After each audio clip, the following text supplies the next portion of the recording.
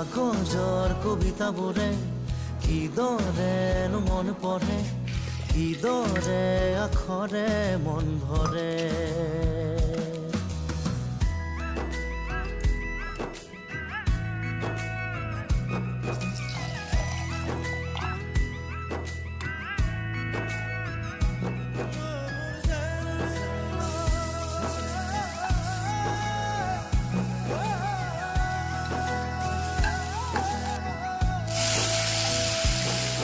সুখ বিলাবৰে দুখ মুচিবৰে এটি হাঁহি জানো পাই বজাৰত, মন আঁকিবৰে মন যাচিবৰে অনুভূতি জানো পাই দোকানত।